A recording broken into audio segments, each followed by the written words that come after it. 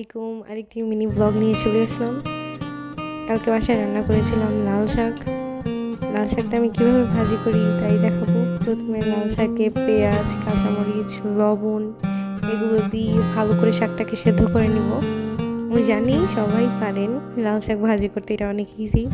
তো শাকটার কালার এত সুন্দর ছিল, আমি ভাবলাম একটু ভিডিও করি, আপনাদের সাথেও শেয়ার করি আমি কীভাবে সেই দিনে লাল শাকটা রান্না করেছিলাম।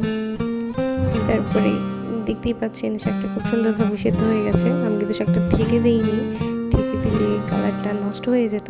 এইভাবেই লাল লাল একটা কালার দেখতে খুবই ভালো লাগছে।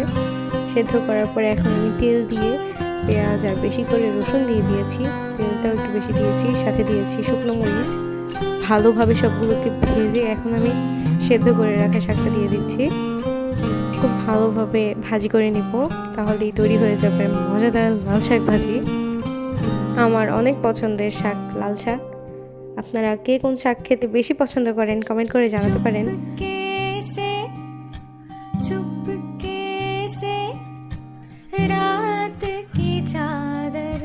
এখানে সাথে আমার আম্মু ছোট মাছের চচ্চড়ি করেছে ধনিয়া পাতা দিয়ে, টমেটো দিয়ে। শীতকালে এই চচ্চড়িটা অনেক টেস্টি।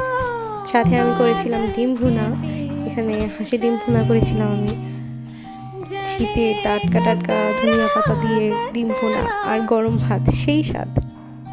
এই ছিল আমার কালকে রান্নাবান্না। ভিডিওটি কেমন লাগলো অবশ্যই কমেন্ট করে জানাবেন। আর এইরকম ছোট ছোট মিনি ব্লগ দেখতে আপনাদের কেমন লাগে আমাকে জানাবেন।